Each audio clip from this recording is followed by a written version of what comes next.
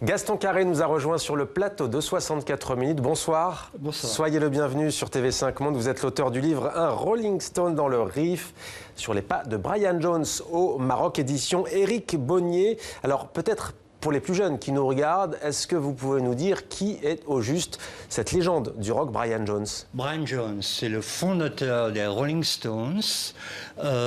Personnalité un petit peu difficile, un petit peu caractérielle, dirions-nous aujourd'hui, qui très vite a eu un certain nombre de problèmes avec le groupe qu'il a fondé. En fait, c'était un personnage complexe. Il a commis un certain nombre d'excès qui font que, à un moment donné, le fondateur même des Rolling Stones n'était plus gérable, comme on dit aujourd'hui, pour le groupe, particulièrement à un moment donné où il s'agissait de partir en tournée aux États-Unis. On ne pouvait pas le faire avec Brian Jones.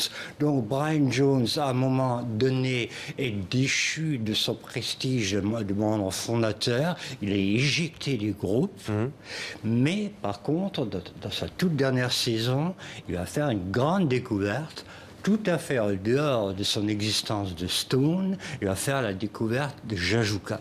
Et voilà justement l'aventure Jajouka, village berbère du Rif au Maroc. Alors il fait partie du club des 27. Brian Jones, il nous quitte le 3 juillet 1969 dans une piscine du Sussex en Angleterre. Alors parlez-nous justement de Jajouka, ce village énigmatique. Comment arrive-t-il au Maroc d'abord? Donc, il arrive au Maroc avec les Stones au départ, c'est-à-dire que... 1967, à Tanger. On est dans les années 67, 66, 67. Ouais. Le Maroc en général et Tanger en particulier sont une opportunité pour un certain type de personnalité de vivre une forme d'exotisme pour pas très loin et pas très, à peu de frais en fait. Donc le Maroc, c'est dans ces années-là déjà une grande destination. Donc premier contact avec le groupe. Et Premier ensuite... contact avec le groupe, si ce n'est que Brian Jones, lors de l'un de ses séjours au Maroc avec les Rolling Stones, fait la connaissance de l'un de ces écrivains américains qui de longue date vont et retournent aussi au Maroc. Je parle de Brian Gysin, je parle de Paul Bowles.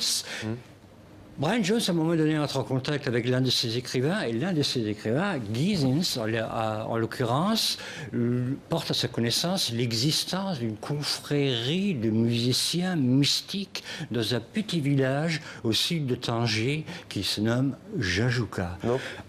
Le Rolling Stone, Brian Jones, qui sait qu'il va devoir mener une existence en dehors des Rolling Stones, cherche autre chose. Il doit se relancer en fait. Il doit se relancer. Et il va faire avec eux un disque assez fascinant.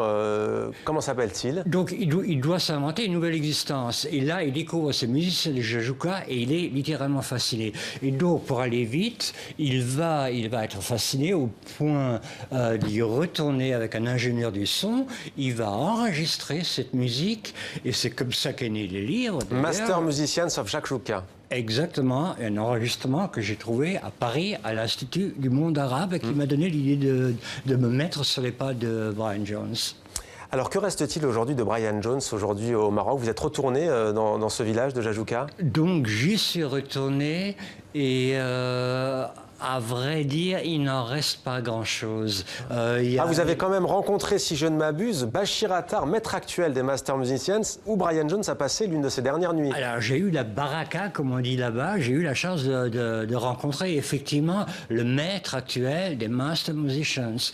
Mais je vois bien, justement, qu'il se donne beaucoup de mal pour essayer de perpétuer une tradition qui s'effiloche un petit peu. Alors, il y a un festival de Jajouka, il a encore lieu toutes les années, je crois. Ça attire une cinquantaine de personnes. Donc tout ça, ça tombe un petit peu à l'oubli. C'est un carnet de voyage nostalgique, justement, vous parlez d'oubli? Voyage en nostalgie, désir de ramener un petit peu, de rappeler un petit peu une page d'histoire du rock qui est très fascinante. Et tomber dans l'oubli. Et puis aussi, une certaine façon pour moi, de retourner effectivement sur la trace de mon propre passé. Voyage en nostalgie, comme vous dites. Oui. Merci beaucoup Gaston Carré. Un Rolling Stone dans le Rif sur les pas de Brian Jones au Maroc, édition Éric Bonnier. Merci. Merci.